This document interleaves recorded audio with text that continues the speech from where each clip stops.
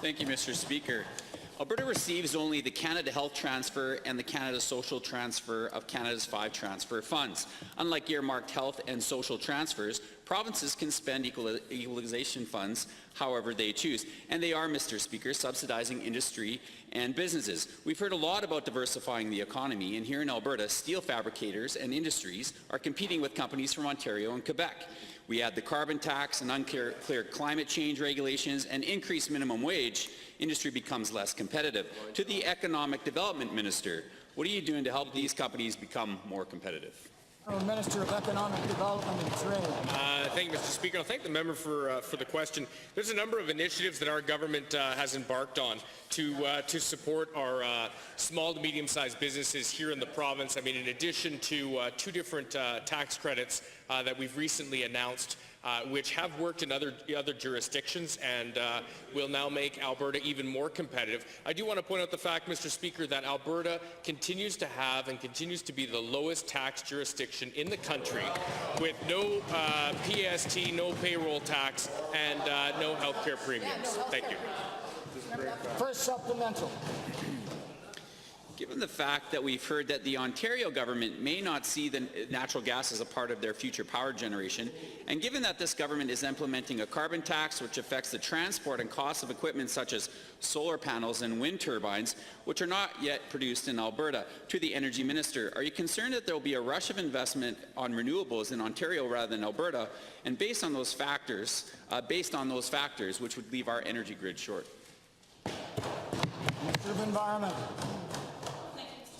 Of course, our phase-in of renewables will be commensurate with the phase-out of coal-fired electricity, Mr. Speaker.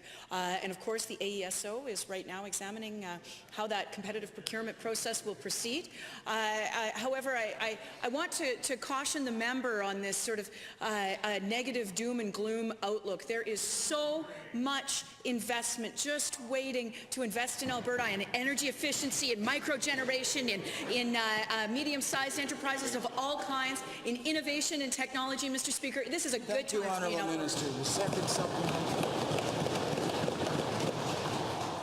Minister, I'm glad to hear that. I mean, that's hope. But given that we've actually heard from investors who are not opting out, but they're not also opting into your renewable plan, there seems to be more questions than answers. And I know it's easy to blame the official opposition for the doom and gloom and fear-mongering, but Minister, these are your policies creating part of the problem.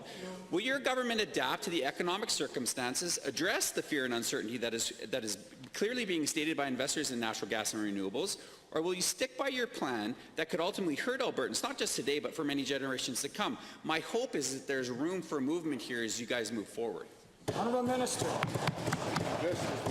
Well, thank you, Mr. Speaker. And on this question of natural gas, of course, we have said it'll be 30% renewables in terms of our energy grid over time, and it'll be 70% natural gas. And that's a good mix. It puts us in the middle of the pack with respect to what's happening in the rest of North America, Mr. Speaker. All of this plan is very carefully thought out. It's been laid out since November for everyone to see. It is the product of very robust consultations that the official opposition did not participate in, Mr. Speaker. But the rest of Albertans were only too happy to help us move this economy forward, diversify our economy, and create jobs.